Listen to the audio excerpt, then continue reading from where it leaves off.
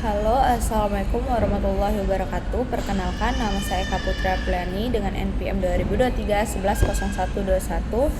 Di sini saya akan menjelaskan penjelasan singkat untuk setiap fungsi SQL yang umum digunakan dalam pembelajaran dasar hingga menengah.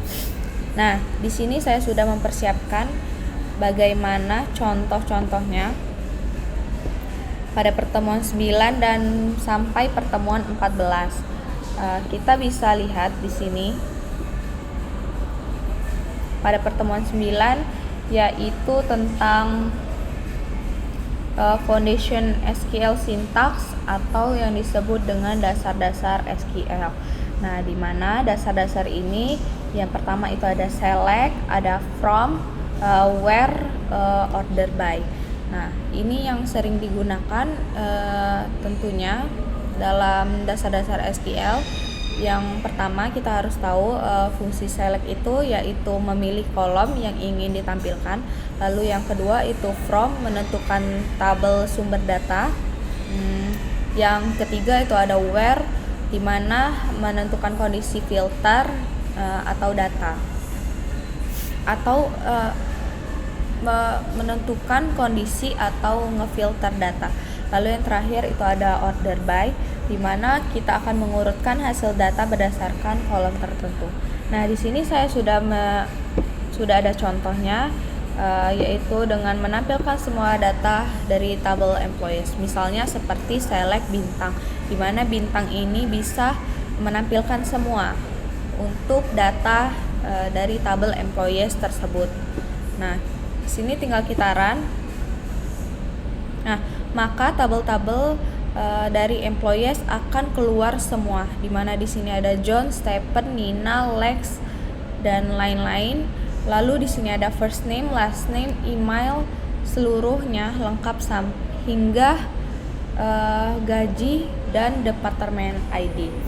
Nah, yang kedua kita akan menampilkan nama dan gaji dari karyawan dengan gaji di atas 5.000, di mana kita menggunakan select first name salary, lalu kita ambil dari tabel employees di mana salary lebih besar dari 5.000. Nah, lalu ordered by di sini akan mengurutkan apa saja yang lebih besar.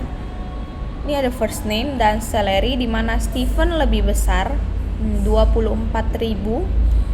Lalu ada Lex, Nina, Michelle, dan Sally, dan yang lain-lain. Begitu dari run yang sudah saya jelaskan.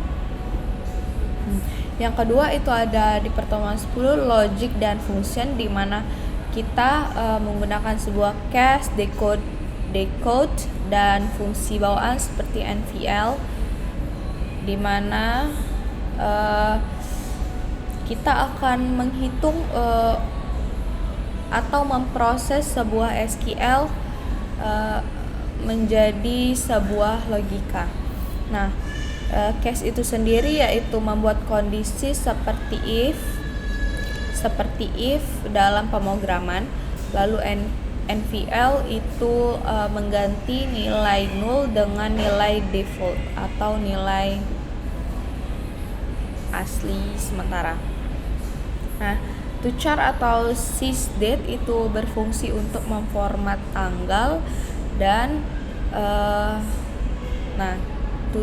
toChar and sysdate berfungsi untuk memformat tanggal dan menampilkan tanggal pada saat ini. Kita jalankan saja langsung. Kita run. Maka yang muncul seperti pada tabel berikut. Lalu kita akan melihat menggunakan fungsi NVL dan toChar, di mana menambahkan tanggal. Nah, di sini sudah terlihat tanggal-tanggalnya. Lalu ada pertemuan 11, di mana ini ada relational operation, penggunaan join, union, intersect, dan minus. Nah, ini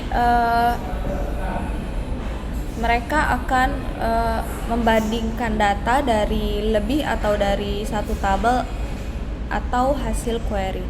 Nah, di sini ada inner join antara employees dan department. Saya akan menjelaskan dulu apa itu join, union, intersect, dan minus. Di mana join ini menggabungkan data dari dua tabel berdasarkan kolom yang berhubungan. Lalu di sini ada union, menggabungkan hasil dua query tanpa duplikasi. Nah, lalu yang ketiga itu ada intersect, di mana kita akan menampilkan data yang muncul di kedua query. Lalu di sini ada minus, menampilkan data yang hanya muncul di query pertama tapi tidak di query kedua. Nah, saya sudah ada programnya, lalu kita langsung jalankan saja. Nah, ini hasil darinya, hasil dari inner join antara employees dan department. Di sini ada union, yaitu gabungan dari dua query. Nah, ini adalah gabungan dari dua query.